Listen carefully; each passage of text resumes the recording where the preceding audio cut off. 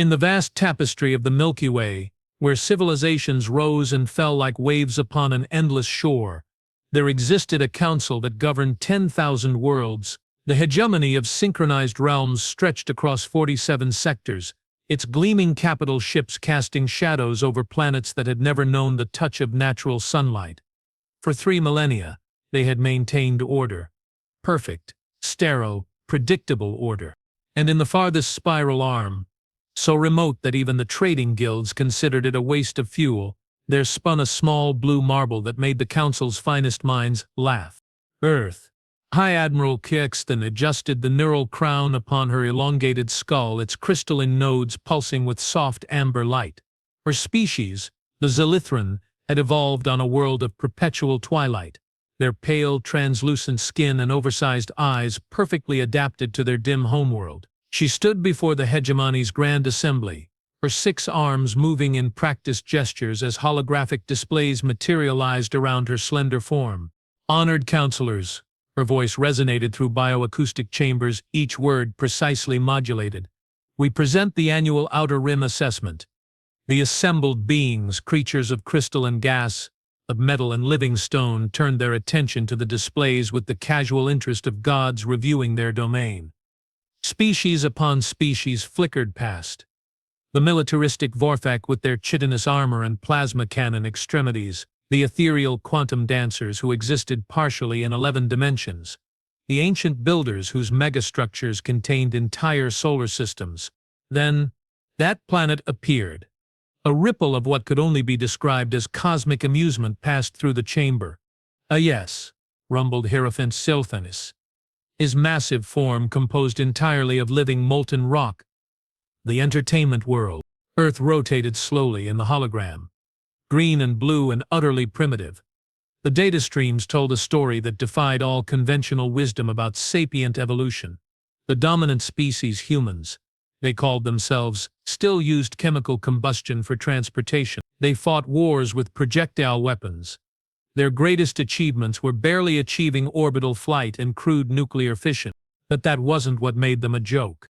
Status report on species 780-134 designation Homo sapiens. Porksectani announced, her tone carrying just enough professional detachment to mask her own bewilderment. The data was unprecedented. Average lifespan, 73 local years. Gestation period 9 months, producing typically 1 offspring. Natural weapons, negligible. Armor, none. Enhanced sensory capabilities, minimal. Psych talent rating, 0 detected. A chorus of clicking, buzzing, and harmonic vibrations filled the chamber, the various species equivalent of laughter. And yet, Cathenton continued, her hesitation pregnant with implications. They have survived 12 major extinction events, 17 ice ages, volcanic eruptions that blocked out their sun for decades. She paused, the words almost too absurd to speak. They deliberately seek out danger for recreational purposes. Silence fell like a curtain. Clarification requested, buzzed Architect Namathara, her crystalline body refracting the chamber's light into prismatic patterns. The hologram shifted. Humans appeared, soft, pink, impossibly fragile creatures, engaged in activities that made even the battle-hardened Vorthak warriors shift uncomfortably. Climbing vertical rock faces without safety equipment, throwing themselves from aircraft for entertainment, swimming with apex predators of their own oceans. They call it extreme sports. Korvax explained, her voice carrying a note of clinical fascination. More disturbing footage followed.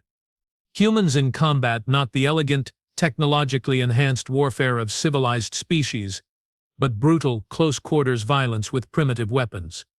They fought not just enemies, but their own environment, desert, Arctic, ocean depths, mountain peaks that would crush most beings under atmospheric pressure alone. Their homeworld, the display shifted to show Earth's surface, appears to be actively hostile to their continued existence. It was true, Earth seemed designed to kill its inhabitants. Hurricanes that could level cities, earthquakes that split continents, temperatures ranging from mercury freezing cold to metal melting heat. Predators that hunted in packs alone from land, sea, and air. And in response to this threat, Korvac voice took on an almost reverent tone. They have spread to every continent, every climate zone, every habitable environment their planet offers.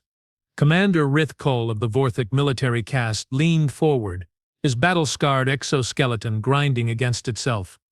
Their military capabilities. The hologram shifted again. Humans in organized warfare. Primitive. Yes, but there was something in their eyes, something that made even hardened galactic warriors pause. They appear to be incapable of surrender when defending what they perceive as their territory or family units, Korvac reported. Historical records indicate they will continue fighting even when victory is mathematically impossible. Impossible, scoffed Hierophant Solthanus. All species yield when faced with certain death. It is basic survival protocol. The recording that played next showed human soldiers, wounded, outnumbered, outgunned, fighting to the last breath. Not just fighting but winning through sheer, inexplicable refusal to accept defeat. For the first time in the Assembly's recorded history, complete silence reigned. It was broken by a new voice, one that sent tremors through the crystalline floor and made the very air vibrate with ancient authority. How curious! Every being in the chamber froze. The voice belonged to the Hegemon, the oldest, most powerful entity in known space. It had not spoken in the Assembly for over 2 centuries. From the shadows at the apex of the chamber something stirred. Not quite matter, not quite energy, but something that existed in the spaces between atoms themselves. When the Hegemon spoke, reality listened. These humans, they are the anomaly we have been seeking. High Admiral Cox's demand's 6 arms trembled involuntarily. Honored Hegemon, they are primitive. Their technology is a tool. We have learned this truth across eons of expansion. What matters is not the sophistication of the weapon, but the will of the wielder. The chamber's environmental controls began to strain as the Hegemon's presence intensified. We have conquered species with plasma cannons that could vaporize stars. We have absorbed civilizations that manipulated quantum foam like clay. We have eliminated races that could bend space-time to their will, a pause that stretched across eternity. And yet in all our campaigns we have never encountered a species that cannot be broken. The implications hit the Assembly like a shockwave. The hegemony's expansion had been built on a simple principle. Apply sufficient pressure, and any species would eventually submit. It had worked for 3,000 years across 10,000 worlds. Observe. New holographic displays materialized. Not from the archive, but from the Hegemon's own vast memory banks. Species after species appeared, mighty civilizations with technology that bordered on godlike power, and then their surrender ceremonies. Their acceptance of hegemony rule, their integration into the great machine of galactic order. Every single one had eventually knelt. The human's refusal to yield in the face of certain death is not stupidity. It is something far more dangerous. Another pause. It is proof that some forms of strength cannot be conquered. Commander Rathkal found his voice first. What are your orders, Hegemon? The ancient entity's attention turned toward the small blue world rotating peacefully in its distant orbit. Earth continued its leisurely spin, its inhabitants blissfully unaware that they had just become the subject of intense cosmic interest. We shall test them. The words carried the weight of inevitability. If they can be broken like all the others, they will serve as a cautionary tale, proof that our methods are universal. The chamber held its collective breath. If they cannot, the Hegemon's presence began to withdraw, but its final words echoed in dimensions beyond sound. Then we shall have learned something new about the nature of will itself. Deep beneath the surface of Earth, in a bunker complex that officially did not exist, Colonel David Harrison stared at readings that should have been impossible. The electromagnetic anomalies had started 6 weeks ago. Faint at first, barely detectable by the most sensitive equipment. But they were growing stronger, more complex. Almost like, "Sir?" Technical Sergeant Amy Morrison looked up from her console, her face pale. "You need to see this." The signal was definitely artificial. Definitely not of human origin, and it was getting closer. Harrison had spent 23 years in military intelligence. He had seen classified reports that would turn civilians' hair white. He had personally debriefed pilots who swore they had encountered craft that defied every law of physics. But this was different. This felt like a message. "Get me General Petrov," Harrison ordered, his voice steady despite the ice forming in his chest. "Priority Alpha Black." As Morrison's fingers flew over her keyboard, Harrison found himself staring through the facility's reinforced windows at the star-filled sky above. Somewhere up there, something was coming. Something that had no idea what it was about to encounter. Meanwhile, in the depths of space, High Admiral Coxine stood alone in her private quarters aboard the Hegemony dreadnought. Inevitable truth. The ship was one of 12 in the reconnaissance fleet, a modest force by Hegemony standards, but more than sufficient to handle a single primitive world. She studied the tactical displays with growing unease. The mission parameters were clear: arrive at the human homeworld, demonstrate overwhelming superiority, and compel immediate surrender. Standard protocol. She had overseen identical operations on 47 previous worlds. None of those worlds had produced the sleep disturbances she had been experiencing. In her dreams, if a Zelathran's quantum state rest periods could be called dreams, she saw eyes, human eyes.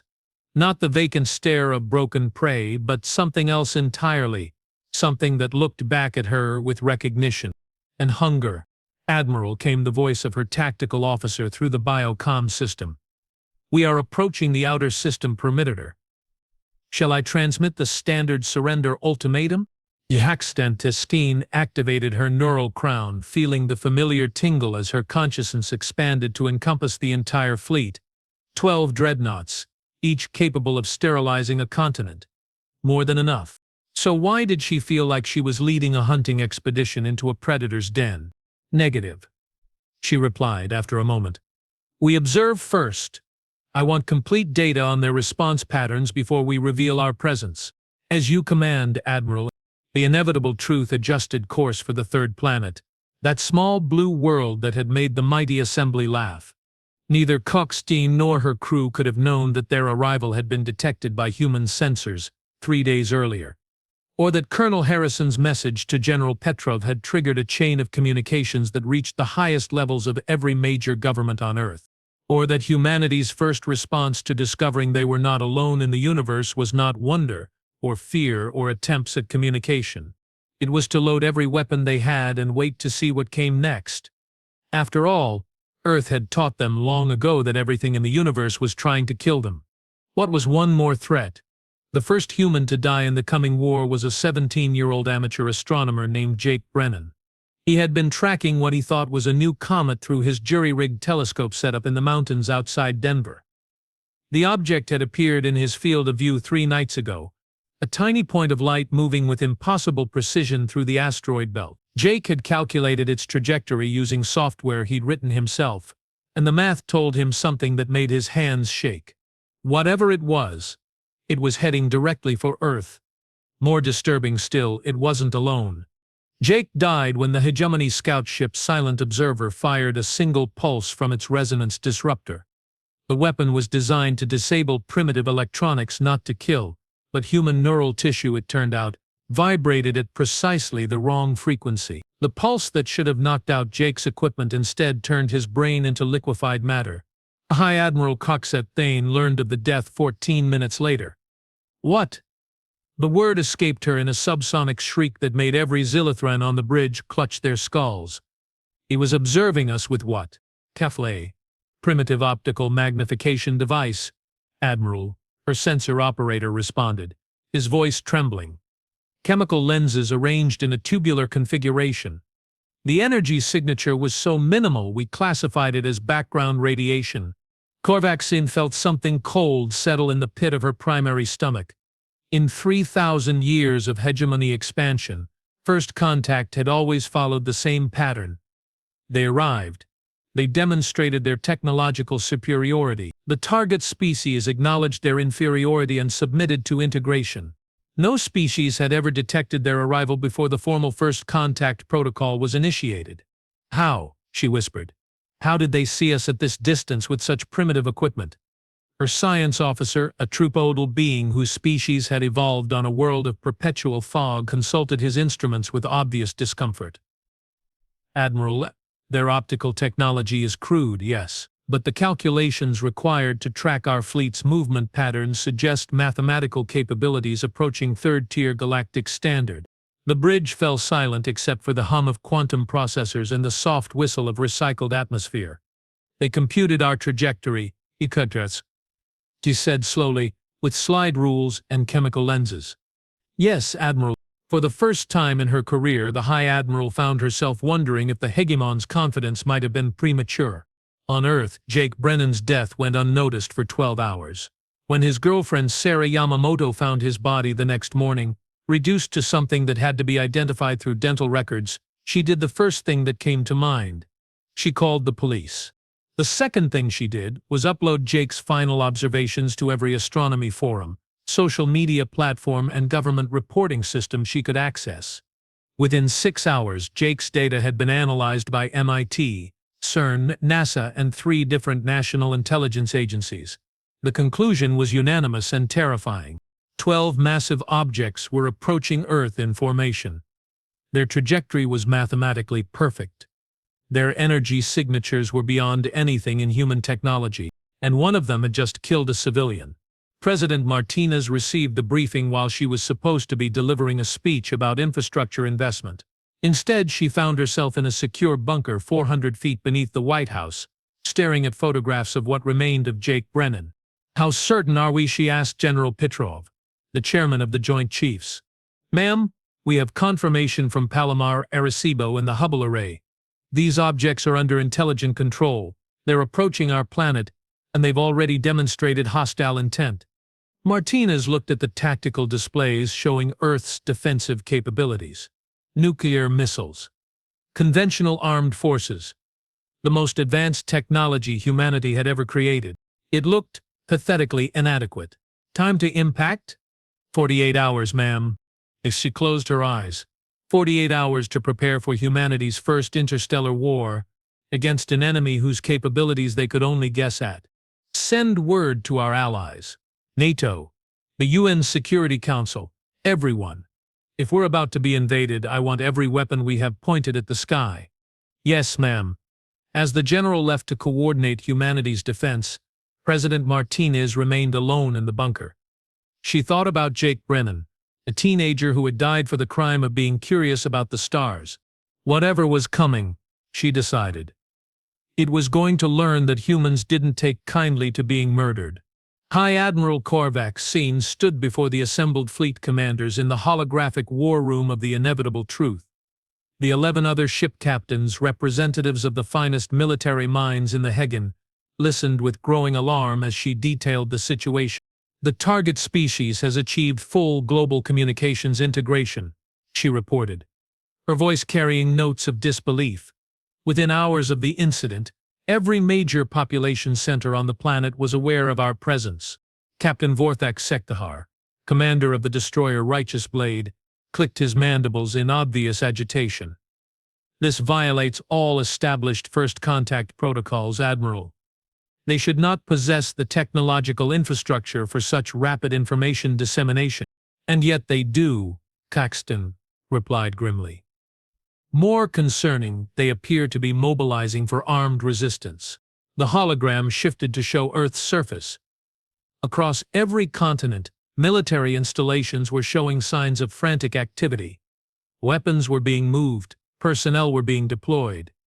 Ancient nuclear silos, technology the hegemony had classified as barely functional, were being activated. "They intend to fight us?" Captain Yultrain of the Merciful End sounded genuinely confused. Her species, the Delathrons, were natural empaths. The concept of suicidal resistance was alien to their psychology. "Surely they can see that resistance is futile." Korvax then activated a new display. "Observe." The images that followed made even the battle-hardened Vorthak warriors shift uncomfortably. Human soldiers preparing defensive positions. Not the desperate, chaotic preparations of a panic-stricken population, but methodical, professional military deployment. They're positioning their primitive aircraft in strike formations. The tactical analysis continued. Their naval vessels are moving to defensive perimeters. Their missile systems are being aimed at probable orbital approach vectors. Captain Sekthar leaned forward. With what do they hope to accomplish? Their weapons are chemical-propelled projectiles. Their most advanced energy weapons are barely coherent. That, Kuxten said slowly, is what concerns me. She highlighted a section of data that made several captains recoil. Intelligence analysis suggests they are preparing to deploy their nuclear arsenal in planetary defense. Silence fell like a physical weight. They would irradiate their own world, whispered Captain Yiltrain, to prevent our landing. It appears so. The implications were staggering. No species in recorded history had ever been willing to render their homeworld uninhabitable rather than accept conquest. It was not merely suicidal. It was a form of thinking so alien that it challenged the basic assumptions upon which hegemony strategy was built. Admiral Sekthar's voice carried a note she had never heard from a Vorthak warrior before. It sounded almost like uncertainty. What are your orders? Korvaxton found herself wishing the hegemon were present to provide guidance, but they were beyond the range of quantum communication, and the entity's final directive had been clear. Test them. We proceed with standard pacification protocol, she decided, but we will maintain maximum defensive posture. And she paused, feeling the weight of command settling on her shoulders like a burial shroud. We will be prepared for the possibility that our assumptions about sentient behavior may be incomplete. Colonel Harrison stood in the war room of NORAD, surrounded by screens showing the deployment of humanity's entire military arsenal. Every nuclear submarine was in position. Every fighter squadron was fueled and armed. Every missile battery was tracking the approaching alien fleet. It wasn't going to be enough. Sir Sergeant Morrison called from her station. We're getting reports from observatories worldwide. The alien ships they're beautiful. Harrison looked at the latest photographs beamed down from the Hubble telescope. She wasn't wrong. The approaching vessels were works of art as much as instruments of war, graceful curves and flowing lines that seemed to bend light around them. They moved through space like dancers, their formations shifting in patterns that spoke of technology beyond human comprehension. Beautiful or not, Harrison replied. They killed Jake Brennan. That makes them enemy combatants in my book. The screens showed the countdown, 18 hours until the fleet reached Earth orbit. Any word on attempted communications? Nothing, sir. They're not responding to any frequencies we've tried. Harrison nodded grimly. In his experience, entities that killed first and ignored attempts at dialogue were usually planning something unpleasant. Keep monitoring, and make sure every weapon system is ready to fire the moment they enter effective range. Sir? Morrison looked uncomfortable. What if they're not here to invade? What if that death was an accident? Harrison thought about Jake Brennan's liquefied remains, about the mathematical precision of the alien approach, about the complete lack of response to Earth's communication attempts. Then they're about to learn why accidentally killing a human is just as dangerous as doing it on purpose. The moment of first official contact came at 1437 GMT, when the hegemony fleet achieved geosynchronous orbit above Earth. High Admiral Kexen stood on the bridge of the inevitable truth, watching the blue-green world turn slowly beneath her fleet. It was, she had to admit, remarkably beautiful for a death world. The contrast between the deep blue oceans and the swirling white clouds created patterns that were almost hypnotic. Admiral, her communications officer announced, we are receiving approximately 14,000 transmission attempts from the planet's surface, multiple languages, multiple frequencies, multiple technological approaches. Content? Varied. Approximately 40% appear to be attempts at peaceful communication. 35% are demands that we identify ourselves and state our intentions. The remaining 25%, the officer paused. The remaining 25% are threats, Admiral. Korvaxti felt her secondary heart skip a beat. Threats? Yes, Admiral. Multiple governmental entities are demanding we withdraw from their space immediately or face military action. Several are quite colorfully worded. On any other world, such bravado would have been amusing. A primitive species threatening the hegemony was like an insect threatening a supernova. But after studying human behavior for the past several days, Korvax Attain was no longer certain such threats could be dismissed as empty bluster. "Repair the standard compliance transmission," she ordered. "Full spectrum broadcast. I want every human on that planet to hear our message simultaneously." "Yes, Admiral." The transmission that followed was exactly the same one the hegemony had used for 3 millennia. It was broadcast in perfect versions of every human language simultaneously, a demonstration of technological superiority that usually induced immediate psychological surrender. "People of Earth, you are now subjects of the hegemony of synchronized realms. Your species will be integrated into our collective in accordance with Standard Protocol 7. Resistance will result in unnecessary casualties. Compliance will result in technological advancement and extended lifespan for your species. You have one of your planetary rotations to signal your acceptance of these terms." The response was immediate, unanimous, and unprecedented in the history of galactic conquest. Every military installation on Earth opened fire simultaneously. The first wave consisted of conventional ballistic missiles, hundreds of them, launched from every continent. They streaked skyward on pillars of fire, their primitive chemical propulsion systems pushing them toward velocities that, while laughably slow by galactic standards, demonstrated a level of coordination that made Koryasine's bridge crew exchange nervous glances. The second wave was more concerning. Nuclear weapons, fusion and fission warheads that Earth's governments had apparently decided to deploy without regard for the radioactive fallout that would result from atmospheric detonation. But it was the third wave that made High Admiral Kixton realize humanity might be more dangerous than anyone had calculated. "Admiral," her sensor operator's voice cracked with disbelief. "They're using their industrial infrastructure as kinetic weapons." On the tactical display, mass drivers originally designed for launching commercial satellites were hurling massive chunks of metal and concrete into orbit. Space elevators that hadn't existed in the intelligence reports were flinging cargo containers filled with explosives and radioactive material. Even their primitive space stations were being converted into guided projectiles. They were turning their entire civilization into a weapon. "Defensive screens to maximum," Korvax ordered. But her voice lacked its usual confidence. "All ships prepare for evasive maneuvers." The hegemony's defensive technology was, of course, more than adequate to handle primitive human weapons.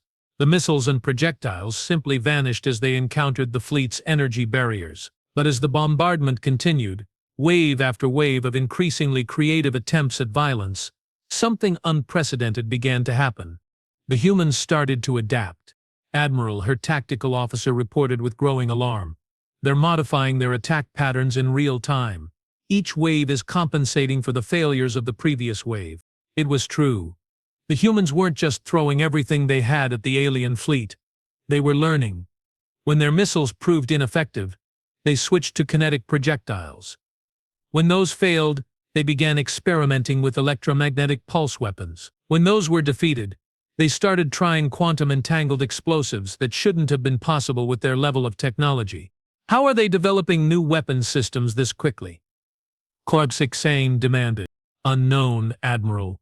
But intelligence analysis suggests they are reverse engineering our defensive signatures and adapting their attack strategies accordingly." For 3 hours the bombardment continued. Earth's entire arsenal, accumulated over decades of international tension and mutual paranoia, was hurled into space with suicidal determination. The hegemony fleet absorbed it all without taking significant damage, but something more important than hulls and shields was being affected. "Morale." Admiral Captain Sektar's voice came through the fleet communication system. "My crew is requesting permission to begin surface bombardment. This is not proceeding according to protocol." Korvax understood the sentiment. By now every previous conquest had resulted in surrender. The target species would have recognized the futility of resistance and begun negotiating terms of integration. Humanity's response had been to increase the rate of fire. "Negative," she replied. "Our orders are to test them, not to commit genocide." Continue defensive posture. "Admiral, with respect, how long are we expected to endure this harassment?" Before Kexen could respond, her sensor operator announced something that made her blood freeze in her veins. "Admiral, they've stopped firing." The tactical display showed Earth's weapons systems falling silent. After 3 hours of continuous bombardment, Humanity had simply Are they surrendering? Captain Yelatrain asked hopefully. Negative, the sensor operator replied, his voice tight with something approaching fear. They're regrouping. The display shifted to show what human surveillance satellites were transmitting. Across the planet, military forces were reorganizing. Not retreating, reorganizing. Equipment was being moved. Personnel were being redeployed. They were preparing for the next phase. What are they doing? Korvax whispered. Her answer came in the form of a transmission from Earth, not the usual multi-language diplomatic message, but a single voice speaking in perfect Silithrin dialect. The voice belonged to a human female, and her words carried the kind of cold, professional tone that Kix-Sitin recognized from her own mirror. Attention, Hegemony Fleet. I am President Martinez of the United Earth Coalition. We have analyzed your defensive capabilities and found them adequate, but not insurmountable. Our preliminary bombardment was purely investigative. We now understand the nature of your technology.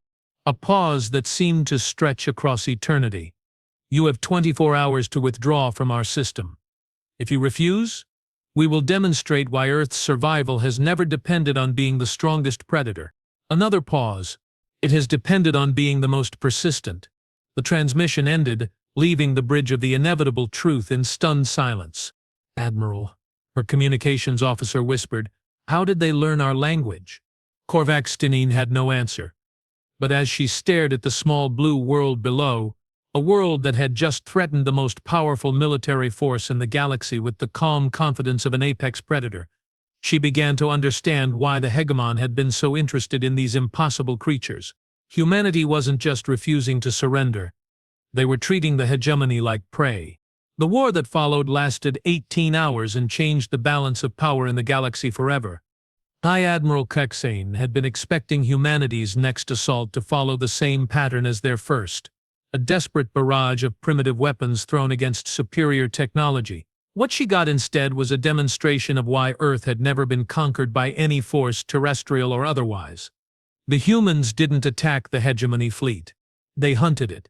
The first sign that something had changed came when the merciful end Captain Yeltrain's destroyer, positioned on the far side of Earth's moon, simply vanished from all sensor networks. Status report, Korvax demanded, her 6 arms working frantically across the bridge's control interfaces. Unknown, Admiral. The ship was maintaining standard patrol pattern when it just disappeared. Disappeared? Ships don't disappear. Are they destroyed? Negative. No energy signature consistent with weapons fire. No debris field. No distress signal. The ship is simply not there. Before Korvax could process this information, her tactical officer announced something even more disturbing. Admiral, we're detecting massive displacement activity throughout the system. Something is moving large objects through space using technology that doesn't match any known propulsion signatures. The sensor display lit up with contacts, dozens of them, moving at impossible angles through 3-dimensional space. They weren't following orbital mechanics. They weren't using any form of drive system in the hegemony database. They were simply moving as if space itself was being manipulated around them. What am I looking at? Korvax then whispered. Her science officer's voice carried a note of professional awe mixed with terror. Admiral, the humans have somehow weaponized their entire asteroid belt. The tactical display shifted to show the outer system, the asteroid field between Mars and Jupiter. Millions of chunks of rock and metal that had been drifting in stable orbits for billions of years was moving. Not chaotically, but with precise, coordinated. Hundreds of asteroids, some larger than hegemony dreadnoughts, were being accelerated to incredible velocities and aimed directly at the alien fleet. That's impossible, Kikakstan breathed. The energy requirements alone, they don't have the technology. Admiral, her communications officer interrupted. We're receiving a transmission from the planet's surface. It's from the human who spoke to us yesterday. The holographic image that materialized on the bridge showed President Martinez, but she was no longer in the formal setting of a government building.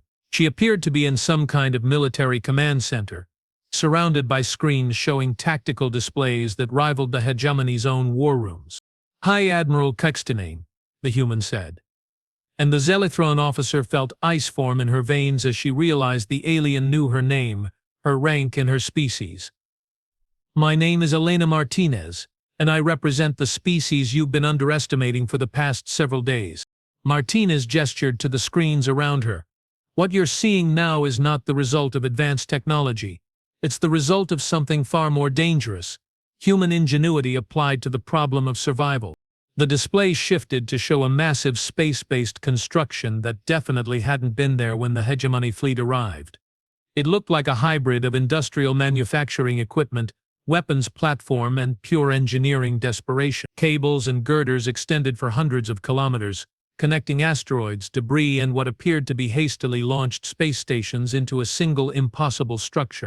"For the past 4 days while you've been observing us, we've been observing you, learning your patrol patterns, analyzing your technology, and most importantly, building." The structure moved, and Kixanting realized with horror that it wasn't just a weapon. It was a network. Hundreds of similar constructions throughout the system, all connected, all focused on a single purpose: turning humanity's entire solar system into a trap. "You see, Admiral, you made a fundamental error in your assessment of our species.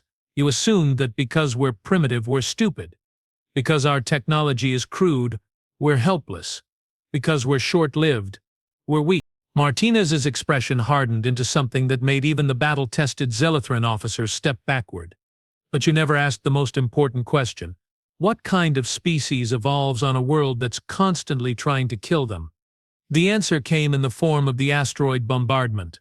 The rocks didn't simply hurtle toward the hegemony fleet in straight lines. They moved in coordinated patterns, herding the alien ships into increasingly confined spaces. When the fleet tried to maneuver away from the incoming projectiles, they found their escape routes blocked by more asteroids. When they attempted to destroy the incoming threats, they discovered that each rock was surrounded by clouds of smaller debris that absorbed their weapons fire. "It's a hunting strategy," Stardic whispered, finally understanding. "They're not trying to destroy us. They're trying to corner us." The realization came too late. The trap snapped shut when humanity revealed what they had been building for the past 96 hours. A gravitational manipulation system that turned Earth's moon into the largest kinetic weapon in recorded history. "Admiral," her sensor operator screamed. "Massive displacement event. The satellite is moving." Earth's moon, a chunk of rock massing 7.5 quintillion tons, was no longer in its orbit. Somehow impossibly, the humans had found a way to alter its trajectory. Not quickly, but with the inexorable patience of a predator that had already calculated every possible escape route its prey might attempt.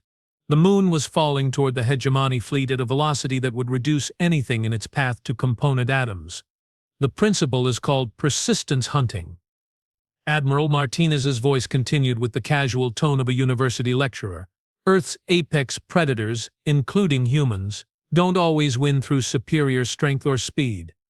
We win by never giving up. We chase our prey until it's too exhausted to continue running. Then we close for the kill." The hegemony fleet scattered, their formation discipline collapsing as each ship sought desperately to avoid the approaching lunar mass. But every direction they turned, they found more obstacles, more asteroids, more debris fields, more evidence that humanity had spent 4 days turning their own solar system into an elaborate killing ground. "All ships!" Katana broadcast on the emergency channel. "Emergency jump to hyperspace, retreat immediately." But even that desperate measure had been anticipated. "Admiral," her navigation officer reported with barely controlled panic, "we cannot engage hyperspace drives. Something is interfering with our quantum field generators." The tactical display showed the source of the interference, a network of satellites that hadn't been there yesterday, broadcasting some kind of field effect that made faster-than-light travel impossible. They were trapped. "Oh, and Admiral Betel," Martinez's voice carried a note of almost casual menace, "you should probably know that we've been in contact with your missing ship." The holographic display shifted to show the interior of the Merciful End. Captain Yilthrain and her crew were very much alive, but they were no longer alone on their vessel. Human figures in primitive spacesuits moved through the corridors with the easy confidence of boarding specialists. "Captain Yilthrain has been quite informative about hegemony technology and tactics. Apparently, your species has never encountered an opponent willing to sacrifice everything in order to learn from you. The implications hit Tuxedlin like a physical blow.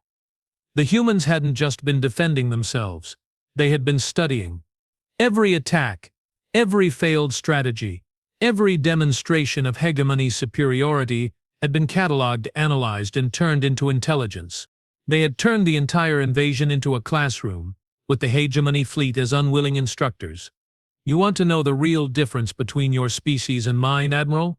You fight to conquer, we fight to survive, and when your survival depends on learning from every encounter with death. The lunar mass was now close enough that its gravitational field was affecting the smaller hegemony vessels. Warning alarms filled the bridge of the inevitable truth as the ship's structural integrity began to strain. You become very, very good at learning. The end came not with violence, but with simple physics. The moon's gravitational field, enhanced by humanity's crude but effective manipulation technology, created a tidal effect that the hegemony ships couldn't escape. One by one, they were drawn into a collision course with the lunar surface. The inevitable truth was the last to fall. As her ship spiraled helplessly toward the cratered surface of Earth's satellite, High Admiral Keckstein found herself thinking about the reports she had read, the data that had made the Galactic Council laugh. The description of a species so primitive they still used chemical combustion for transportation. She had missed the most important detail in those reports. Humans didn't just survive in a hostile environment, they thrived in it. And when faced with an even more hostile opponent, they did what they had always done. They adapted. Her final transmission was sent on quantum channels that would reach the hegemon in 17 hours. It contained complete tactical recordings of the engagement, detailed analysis of human capabilities, and a single crucial recommendation: do not underestimate them again. The inevitable truth impacted the lunar surface at 1447 GMT, exactly 24 hours after humanity had issued its ultimatum. The explosion could be seen from Earth with the naked eye, a brief, brilliant flash that marked the end of 3,000 years of uninterrupted hegemony expansion. In the depths of space, 97 light-years from Earth, the hegemon received QXXAN's final message and fell silent for the first time in recorded history. When it finally spoke, its words carried implications that would reshape galactic politics for millennia to come. How fascinating. It appears we have found them. Its subordinates waited for clarification, but none came. The hegemon's attention had turned toward distant calculations, probability matrices that stretched across eons of potential futures. For 3,000 years it had sought a species that could challenge the hegemony's dominance, not through superior technology or numbers, but through the one quality that could not be conquered or integrated: the absolute refusal to accept defeat. It had found them on a small blue world in an insignificant spiral arm, where evolution had spent millions of years teaching a single species the most dangerous lesson in the universe. There is no such thing as impossible odds when survival is at stake. Summon the War Council, the hegemon commanded. We have a new priority. Its followers assumed this meant the preparation of a larger invasion force, perhaps the entire hegemony fleet, assembled for the first time in over a millennium. They were wrong. The hegemon had learned something from humanity's victory that its subjects could not yet comprehend. Any species capable of turning their own star system into a weapon would make far better allies than enemies. The next transmission sent toward Earth carried not threats or ultimatums, but something unprecedented in hegemony history: a formal request for diplomatic relations. President Martinez read the alien message 3 times before calling her Security Council into emergency session. The translation was perfect, the language formal but respectful, and the implications staggering. The most powerful military force in known space was asking to negotiate. "Ma'am." General Petrov looked up from his copy of the message, his expression unreadable. "They're offering us full membership in their hegemony, technology transfer, extended lifespan, access to galactic civilization, in exchange for military alliance. They want us to help them deal with something they call the outer dark threat, something that has them scared enough to offer partnership instead of conquest." Martinez walked to the window of the Situation Room, looking up at the sky where Earth's moon hung peacefully in its restored orbit, minus several new craters and the wreckage of 12 alien dreadnoughts. "What's your assessment, General?" Ma'am, if there's something out there that has these aliens worried enough to offer us alliance instead of demanding surrender, I think we need to consider the possibility that our little demonstration may have attracted the wrong kind of attention." She nodded slowly. Humanity had proven they could defend their homeworld against a technologically superior foe. But victory always came with consequences, and sometimes the most dangerous enemy was the one you defeated. Because survival, as Earth had taught them long ago, was never about winning just one fight. It was about being ready for all the fights that came after. "Draft a response," Martinez ordered. "Tell them we're interested in discussing terms. But make it clear that any agreement will be between equals, not master and servant. And if they refuse?" Martinez smiled, not the warm expression of a politician but something far more predatory. Something that would have made the late High Admiral Coxting understand why evolution had been so harsh to humanity. "Then they'll discover what we learned during the invasion, General. The difference between surviving one predator and surviving an entire galaxy of them." She turned back to the window, watching the stars that no longer seemed quite so distant or peaceful. "After all, we've only just begun to explore what we're capable of when our survival is at stake."